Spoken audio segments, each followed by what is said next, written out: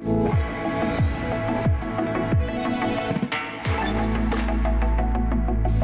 bonjour, très heureux de vous retrouver, School TV Le Mag, 30 minutes sur la scolarité de vos enfants. Vous le savez, à chaque fois, chaque jour, une initiative sur le plan local et national avec Alix Nguyen. Salut Alix. Salut. Salut.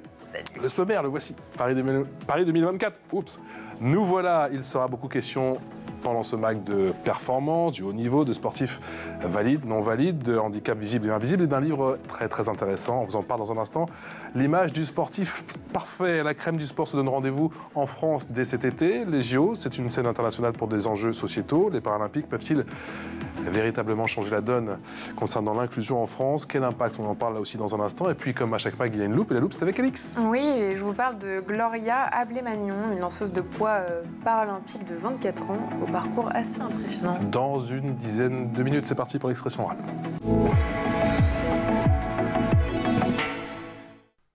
Bonjour Frédéric Cloteau. Bonjour. Merci d'avoir accepté notre invitation. Je vous en prie. Le redirecteur de Vivre FM. Vivre FM, c'est la radio de toutes les différences. La radio de toutes les différences, ça cartonne. Et pas de l'indifférence. Et pas de l'indifférence, c'est très important. Vous avez repris la radio en 2016. Et quelle est l'idée derrière cette radio? L'idée, c'est de donner la parole à tous ceux qui ne l'ont quasiment pas.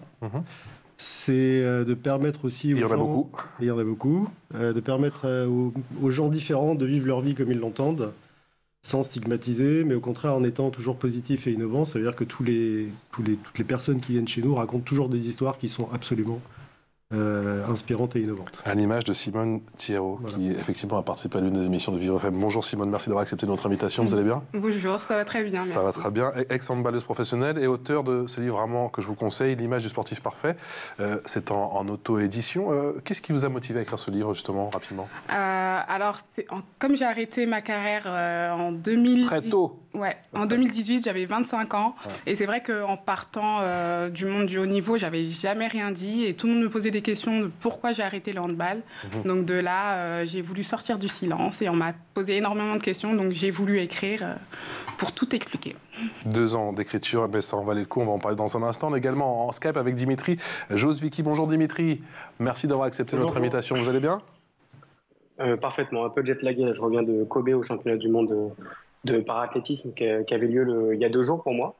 Donc un peu fatigué, mais ça va. Et comment ça s'est passé alors? Paralympien, donc je le précise, un finaliste 4e lors des Jeux de Tokyo. Ça s'est passé comment à Kobe? Eh ben, un peu pareil, puisque j'ai fini 4e. Donc je pense que ça doit être l'aura japonais qui me pousse à cette place. Assez frustrant malheureusement pour moi, puisque j'échoue à 3 centièmes de la médaille de bronze et il me semble à 6 centièmes de la médaille d'argent dans une catégorie de handicap qui est très très dense, qui s'est densifiée avec une densité historique, hein, on peut le dire, sur une finale au championnat du monde. Donc pas peu fier, mais malgré tout assez frustré parce que je sais que je suis capable d'aller accrocher ce podium. Et il me reste 3 mois maintenant pour m'assurer d'aller le chercher à Paris dans quelques semaines maintenant. 3 mois, c'est à la fois beaucoup et à la fois peu. Dans quel état d'esprit vous vous trouvez justement à quelques jours, à quelques encablures de ces Paralympiques 2024? Plutôt confiant. La pression commence à monter. Il y a la sélection définitive qui sortira le 15 juillet prochain, enfin le 16 plus exactement.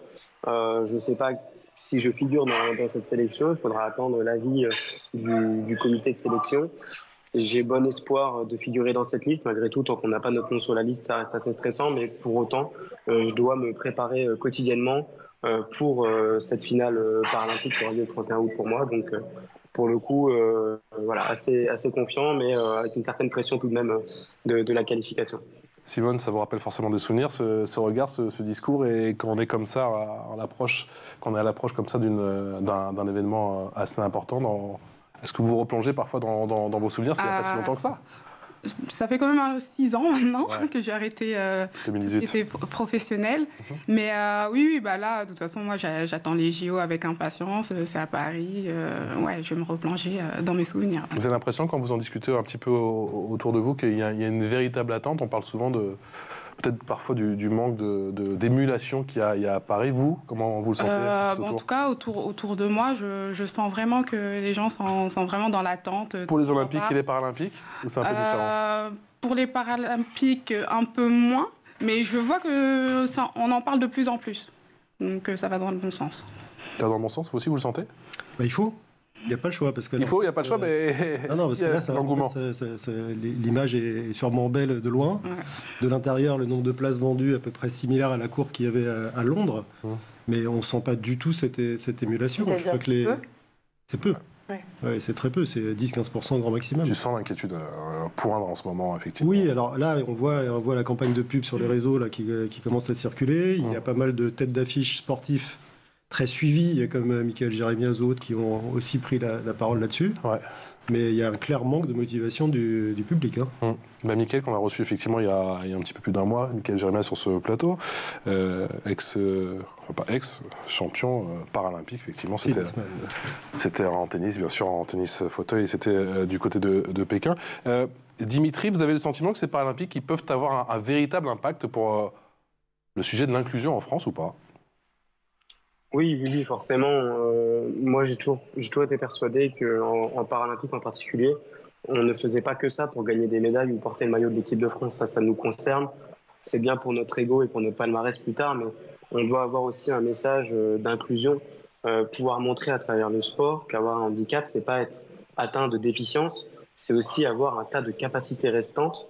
Et quand on voit, par exemple, un Dimitri Pavadé faire le saut en longueur à plus de 7 mètres, ou même voir un Timothée Adolphe complètement aveugle courir de 100 mètres en moins de 11 secondes, il me semble que quand on voit un aveugle dans la rue ou une personne amputée dans la rue, on ne la voit plus par son incapacité à voir ou par la boiterie qu'il peut avoir par sa prothèse, mais on va la voir comme « Oh, j'ai vu une personne comme ça qui sautait plus de 7 mètres, j'en ai vu une qui courait en moins de 11 secondes ». Et en fait, le sport a vraiment ce pouvoir de casser cette représentation assez péjorative du handicap et assez tabou. Et donc, on doit, par le sport, par ces Jeux paralympiques, faire évoluer les mentalités, puis faire prendre conscience aussi que les infrastructures ne sont pas forcément adaptées. Alors, j'espère qu'il n'y aura pas de grands incidents à Paris et qu'on pourra accueillir au mieux ces Jeux olympiques et paralympiques, aussi bien pour le public que pour les athlètes. Mais pour les athlètes qui souhaiteraient sortir du village entre Saint-Denis et le centre-ville de Paris, il risque d'y avoir quelques surprises. Mais je pense qu'il y a quelque chose de positif dans tout ça, c'est qu'il y a une prise de conscience. Maintenant, ce qui va compter, c'est pas tellement ce qu'on a fait ou pas fait pendant les 7 ans de préparation des Jeux, c'est qu'est-ce qu'on va faire de ce constat-là, parce que c'est facile de dire ça fonctionne, ça fonctionne pas. Ce qui est plus important après, c'est qu'est-ce qu'on fait cette prise de conscience-là. On se met autour d'une table et on en discute ensemble. Et si le sport a ce pouvoir de mettre en avant ces choses-là, bien évidemment que les Jeux paralympiques vont avoir un vrai impact d'un point de vue sociétal et en particulier pour l'inclusion. Quel est votre handicap, Dimitri ? Alors moi, je suis atteint d'un handicap invisible, mais qui est un handicap moteur. C'est assez contre-intuitif pour la plupart des gens, mais je suis atteint d'une infirmité motrice cérébrale, donc qu'on appelle IMC, ou maintenant qu'on appelle paralysie cérébrale. Vous pouvez entendre les deux termes, c'est la même chose. De temps en temps, les médecins s'ennuient, changent le nom de quelques maladies, et puis, mais c'est la même. Hein. Et pour ma part, c'est une tétraparésie, une paralysie partielle des 4 membres, qui va me contraindre dans la vie quotidienne par un déficit de dextérité, mais dans la course, donc moi je suis sprinter sur 100 mètres, par un déficit d'amplitude articulaire, donc lié à ce qu'on appelle la spasticité. Le muscle va se contracter en fait involontairement, donc ça va réduire la taille de mes foulées, je vais me crisper assez facilement, je vais avoir des petits soucis de coordination, et forcément tout ça mis bout à bout pour faire 100 mètres, c'est un peu moins facile, mais je le cours aujourd'hui en 11 secondes 00. Et je compte bien casser cette barrière pour les Jeux paralympiques. Peut-on parler d'handicap invisible pour vous aussi, Simone ? Oui, totalement, car moi j'ai fait toute ma carrière avec les valides, hein. Je faisais du handball. Ouais. Et vous étiez un petit peu entre deux, si je puis dire, c'est ça, entre les deux mondes, c'est ça ? Pas du tout. Moi je faisais du handball et ça n'existait pas tout ce qui était handball adapté, donc pour les personnes en situation de handicap, en tout cas il y a 20 ans quand moi j'ai commencé. Et j'ai fait toute ma carrière dans le secret de mon handicap. Moi j'ai une paralysie partielle sur le bras droit. J'ai eu un arrachement du plexus brachial à la naissance. Du coup, c'est vrai que... C'est-à-dire qu'en termes de rotation, ça se traduit comment ? J'ai pas du tout de rotation externe sur le bras droit et je peux pas tourner la paume de main vers le ciel. Et après, après, il y a plein de mouvements que je ne peux pas faire dans la vie quotidienne. Donc, c'est vrai, tout ce qui était séance de musculation, tout ça, c'était très, très compliqué. Qui est très important quand on évolue au plus haut niveau. C'est ça. Quand je suis devenue professionnelle, quand j'étais dans des clubs pro, là, c'était très, très difficile. Et c'est vrai que pendant toute ma carrière, je n'ai jamais dit le mot handicap. Après, c'est vrai que ça se voyait, mais pour les gens, le handicap, c'est quelque chose de lourd. C'est être en fauteuil roulant, avoir un membre en moins. Donc, et on vous posait des questions, vos coéquipières des coéquipières m'ont déjà posé la question de ce que j'avais sur le bras. Donc, j'expliquais que j'avais eu un arrachement du plexus brachial, mais ça s'arrêtait là. Je disais jamais le mot handicap parce que pour moi, je voulais pas qu'on me ferme des portes, en fait. Comme d'autres jeunes handballeurs que j'ai connus, que eux, leur différence se voyait beaucoup plus que moi. Qui auraient pu faire carrière aussi. En tout cas, quand on était jeunes, ils étaient très très bons et ils n'ont pas pu rentrer en sport-études. Le poids, et le tabou, il est terrible, Frédéric. Encore aujourd'hui. Du handicap invisible ? Tout à fait. Oui, je rebondis sur ce que disait Dimitri, il a raison, les jeux vont servir à montrer des performances hallucinantes, parce que si vous allez regarder des épreuves de parathlétisme, par exemple, c'est un vrai spectacle, et encore, je pense, plus beau, d'ailleurs, que les épreuves dites classiques. Après, oui, il y a ce tabou, parce que ça... On a des cas comme celui-ci, où les gens ne disent pas. Il y en a qui disent, personne ne sait où est la règle, personne ne sait où est l'arrêt de la machine si jamais on dit. Dans les entreprises, c'est pareil. Donc oui, ça reste tabou. Et puis, il faut quand même imaginer... Quel trouble ça réunit, le terme de handicap invisible ? Aujourd'hui, il y a une définition clare. Par définition, tout ce qui se voit pas. C'est-à-dire, moi, ça se voit, il y en a pour qui ça se voit, et puis d'autres pour qui ça se voit pas. Ça peut être une maladie chronique, ça peut être un problème psychique, ça peut être... Voilà, un petit blocage moteur, comme c'est votre cas, ou celui de Dimitri, où vous ne verrez jamais rien. Enfin, si vous voyez sur la piste, vous n'allez pas le détecter instantanément. Donc la catégorie, elle est simple, c'est tout ce qui ne se voit pas, en fait. Mais donc, quand on ne sait pas, le premier réflexe aujourd'hui des gens, c'est d'en avoir peur. Et c'est vrai que le vide, on cherche à le combler. Qu'est-ce qui se passe ? Moi, j'ai des gens, dans mon équipe, j'ai 50% de personnes qui sont handicapées. Et il n'y en a pas une quasiment qui se voit. J'ai une personne qui est aveugle, c'est tout. Les autres, vous ne savez pas. Mais si je parle de schizophrénie, de bipolarité ou de dépression sévère, que ce soit pour un athlète ou pour quelqu'un qui fait de la radio, ça va vous faire peur. Ce sont des gros mots. Donc c'est pour ça que les gens ne les disent pas forcément. Et c'est pour ça aussi qu'on a toute une image qui se met derrière ce handicap invisible et qui... empêche les uns et les autres de simplement se comprendre et de se parler, en fait, tout simplement. C'est pas parce que vous êtes schizophrène que vous pouvez pas travailler, vous pouvez pas être athlète, et qu'on peut pas être sur un plateau comme celui-ci. Est-ce qu'il y a une différence d'approche entre les différents pays ? Vous avez joué dans plusieurs pays, notamment en France et en Allemagne. Oui. Pour moi, ça a été différent de région en région, déjà en France, parce que j'ai joué en Île-de-France, en région centre, dans le sud.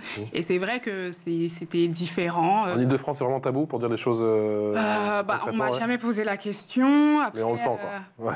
Non, on m'a pas posé la question plus que ça. Après, quand je suis arrivée en région centre, j'ai eu beaucoup de réflexions sur mon bras droit, beaucoup de moqueries, tout ça. J'avais même peur d'aller dans d'autres clubs et que ça recommence. Et de la part des entraîneurs ?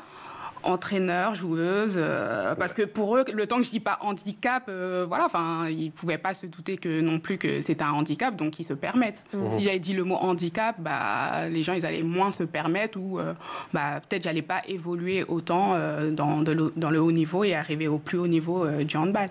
Et après, quand je suis arrivée dans le sud, c'était encore autre chose.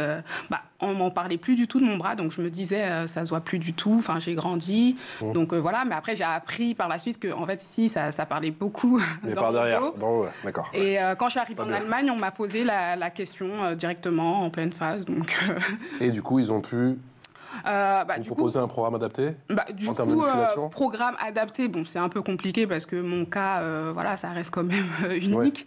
Ouais. Donc non, mais ils ont pris quand même la chose au sérieux. En compte, au sérieux.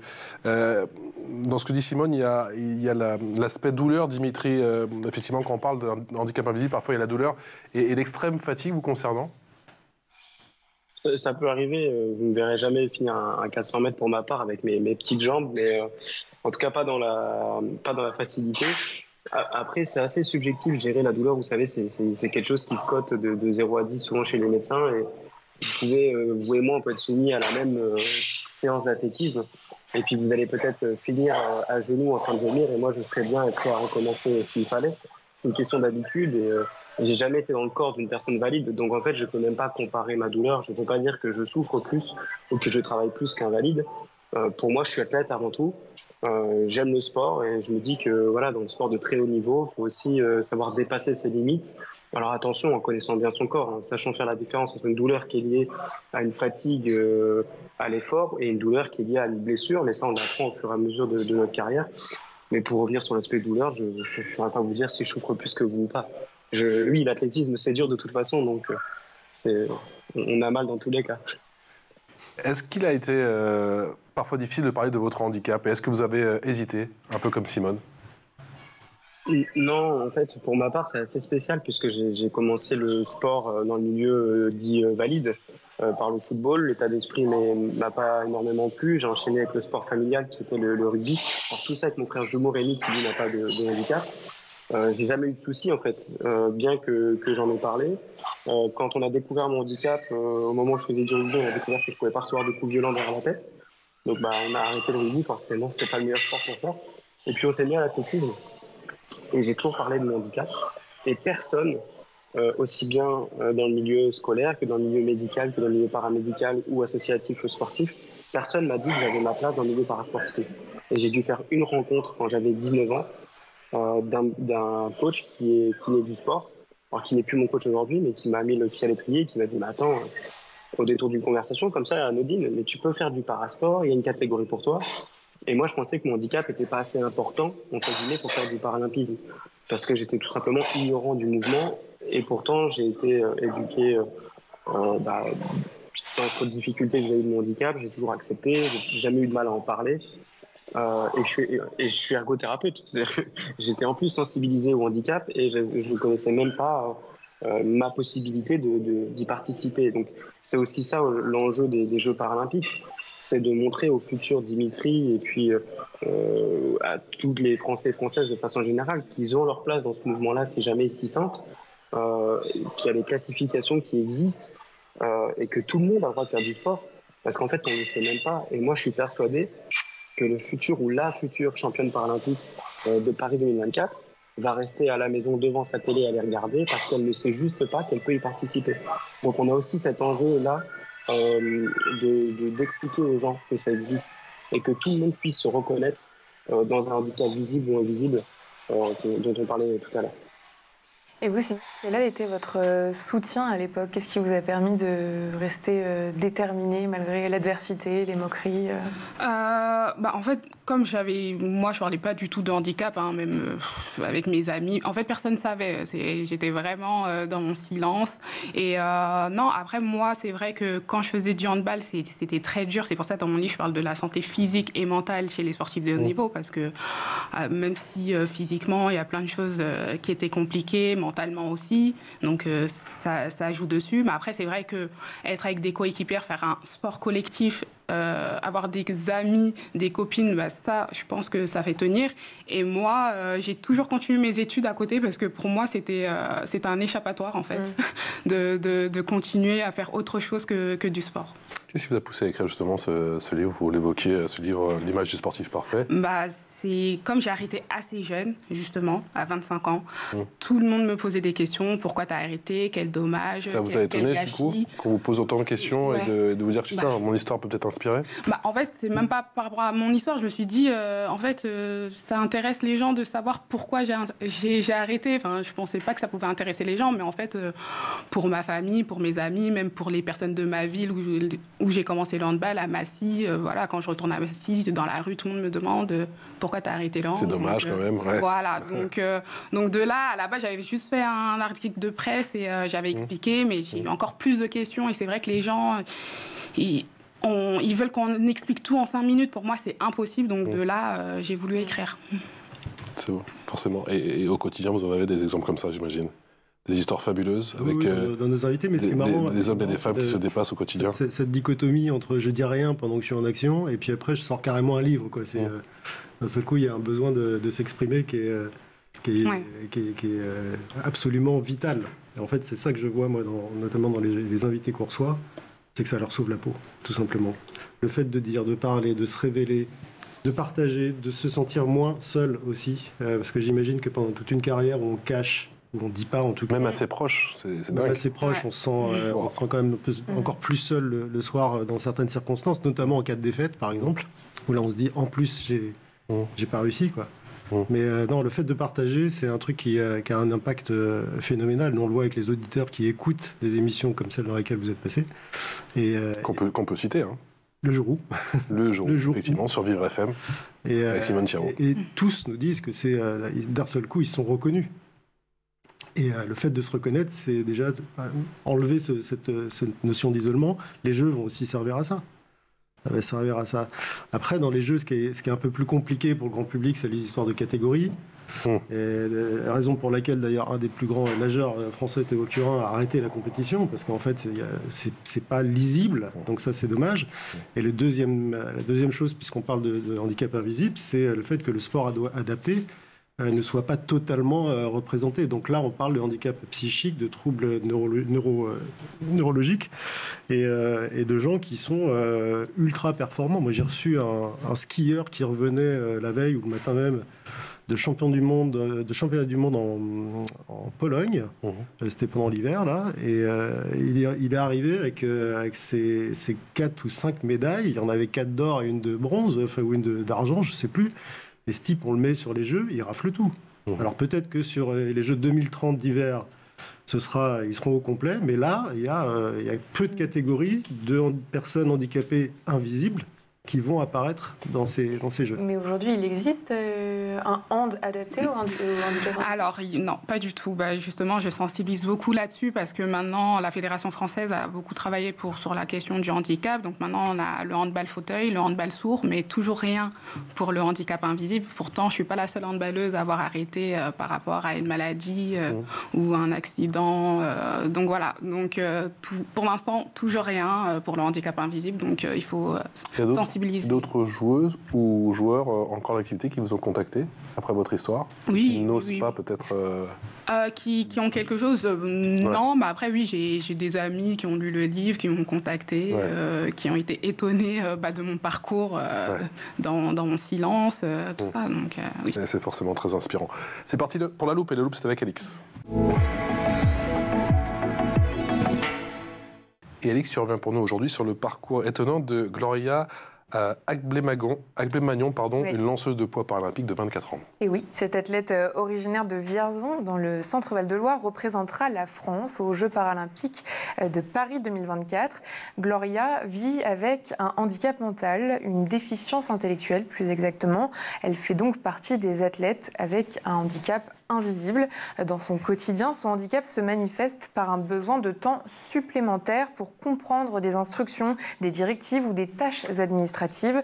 Ce handicap invisible a pu être difficile à vivre, notamment face au regard des autres, que ce soit à l'école ou plus tard lors de compétitions où son handicap suscitait des interrogations. Face à l'adversité, Gloria a trouvé refuge dans le sport et elle possède déjà un chouette palmarès. En 2018, elle remporte l'or au championnat du monde, puis le bronze l'année suivante. Et pour viser l'or aux Jeux 2024, Gloria suit une discipline très stricte sur le plan alimentaire et physique, bien sûr.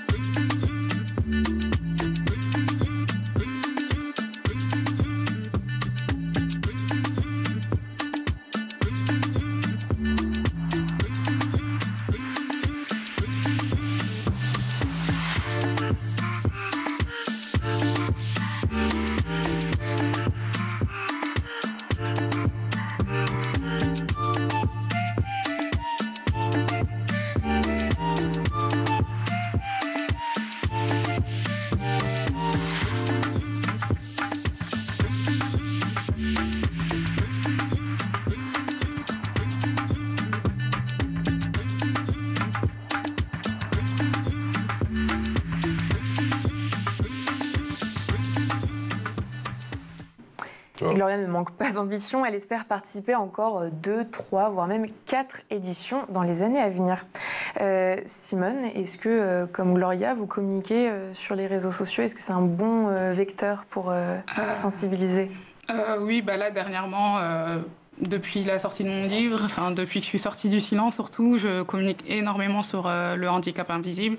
Donc même pour mes amis qui connaissent pas trop, parfois je mets quelle maladie, quelle pathologie entre dans le handicap invisible. Et c'est vrai qu'ils se rendent compte qu'autour de nous, finalement, il y a pas mal de gens qui sont atteints d'un handicap invisible.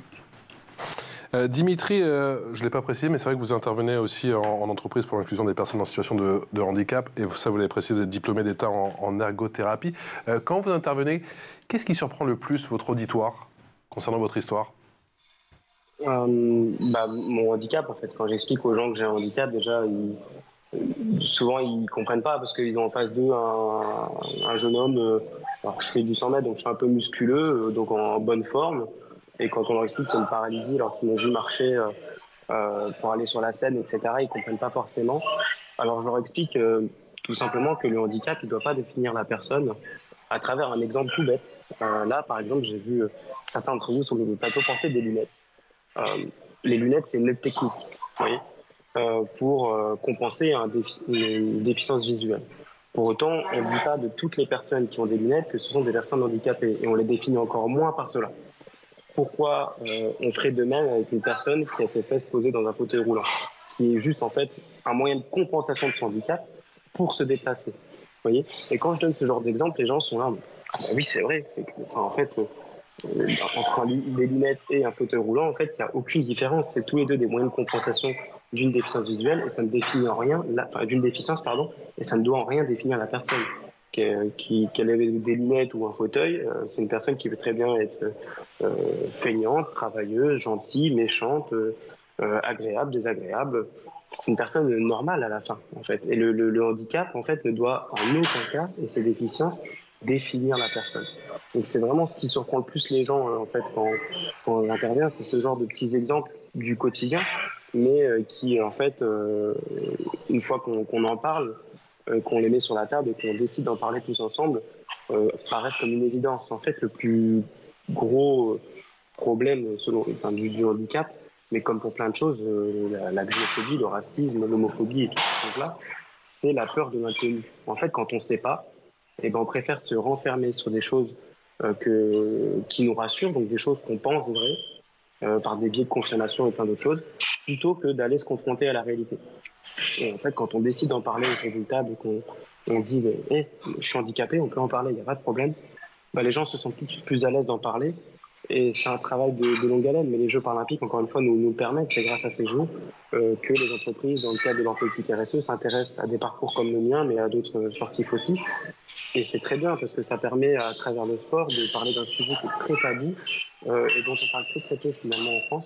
Mais ça commence à vraiment prendre de plus en plus d'ampleur. J'interviens dans les écoles et les entreprises de plus en plus, et c'est quelque chose qui me tient vraiment à cœur. Mickaël Jérémiaz, on en parlait en début d'émission, effectivement, nous avait dit en plateau qu'il va falloir peut-être arrêter de demander, peut-être arrêter de demander poliment, mais peut-être d'exiger. L'heure est venue d'arrêter de demander, Simone, et que les choses accélèrent au final, en France. Oui. Le fait déjà que je pense que les personnes en situation de handicap sortent du silence, je pense que déjà la démarche, ça doit venir de nous en premier, montrer les personnes qui ont réussi dans le sport, dans le cinéma, enfin déjà montrer que voilà, on est en situation de handicap et on a réussi. Donc il faut arrêter les clichés, montrer aux personnes qu'on est capable. Et de là, je pense que ça va avancer. Votre radio, au final, c'est une bibliothèque de réussite ? En quelque sorte, oui. Je reviens juste sur le mot capable, parce qu'en fait, au Canada, le mot handicapé, il n'existe pas. On dit capable autrement. Et en fait, c'est la meilleure des définitions. Voilà, on est capable autrement. Ce que disait Dimitri, on a un outil, on a un truc qui nous sert. Voilà, et vous allez chez le médecin aussi, vous allez chez le psy ou je ne sais quoi. Voilà, ça vous aide d'être capable autrement. Quand votre handicap, et est-ce que votre handicap à un moment est devenu une force ? Quand vous pratiquez votre sport, et même, pourquoi pas, dans la vie de tous les jours ? Oui, c'est devenu une force. Après, moi, je pense que c'est avec l'accident que j'ai eu, je suis devenue gauchère. Au handball, être gaucher, c'est une force. Donc, je pense, peut-être sans cet accident-là... Les gauchers dans tous les sports. Hein. Tu sais, dans tous les sports, et t'as le gaucher. Et les gauchers aussi, Frédéric, voilà. Je pense que j'aurais pas forcément eu ce parcours. Donc, voilà, moi, j'ai eu cet accident-là. Donc, pour moi, c'est ma force, c'est sûr. Et même tout ce que j'entreprends aujourd'hui, je vois qu'à chaque fois, je suis déterminée, quoi. Comment on fait de son handicap, ou en tout cas d'être capable autrement, une force, Dimitri ? Je pense que c'est que son handicap ou autre, hein, d'ailleurs, toute forme de différence doit mener à une personne en fait exceptionnelle. Et en fait, c'est se nourrir tout simplement de la différence des autres et de la sienne pour pour mettre en avant notre profil. Moi, je sais que pour rien au monde, aujourd'hui, je change ma situation. Pour rien au monde, je prends une baguette magique et je change mon handicap parce que c'est lui qui m'a forgé. Il fait partie de mon identité. Il ne me définit pas, mais il fait clairement partie de mon identité. C'est ce qui me permet aujourd'hui d'être là avec vous, de pouvoir aller dans les écoles, rencontrer des enfants, aller dans les entreprises, pouvoir sensibiliser au handicap et puis courir dans les plus beaux stades du monde.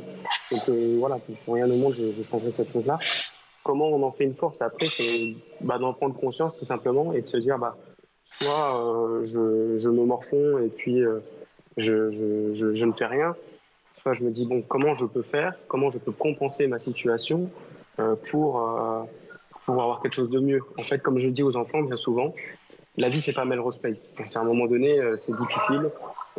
C'est pas comme dans les jolis films américains, etc. On peut partir de plus loin. C'est une réalité. Parfois, c'est plus dur pour certains, mais on peut arriver au même point que les autres. Et ça se fait au moins une compensation. Ça se fait grâce à l'entourage, ça se fait grâce au travail, grâce aux valeurs qu'on va y mettre aussi. Et puis voilà, après, c'est des parcours de vie. Mais servez-vous en fait de ces épreuves au quotidien que vous rencontrez pour vous relever plus fort et puis pouvoir passer la prochaine haie, si on doit faire un parallèle avec l'athlétisme. Si la prochaine haie est encore plus haute, et vous relevez, vous allez la franchir et ainsi de suite jusqu'à ne plus tomber et faire des chutes une force finalement. Donc voilà pour moi la définition de la résilience et la façon dont on fait pour faire de son handicap ou sa différence une force. Il n'y a plus qu'à aller chercher les médailles, mon cher Dimitri, et à nous les ramener en plateau, ici, effectivement, à Paris, à Neuilly, et on vous accueillera avec grand plaisir. On ira forcément vous soutenir. Un grand merci pour tous vos mots, pour votre message si puissant. Un grand merci également à Simone Thirault, ex-handballeuse professionnelle, auteure de L'image du sportif parfait. Je le rappelle, c'est en auto-édition, procurez-le vous. Il est très inspirant. Et un grand merci à Frédéric Cloteau, directeur de Vivre FM. Je précise que tous les podcasts des émissions sont disponibles sur toutes les plateformes, sur les bonnes plateformes de téléchargement, avec notamment l'émission de Simone. Exactement. Et l'émission, le nom de l'émission, c'était Le jour où. Le jour où. Où elle a décidé de parler. C'est ça, avec Sandrine Gentil. Avec Sandrine Gentil. Excellente journée à notre compagnie. Un grand merci, Alix Nguyen. À demain. À demain.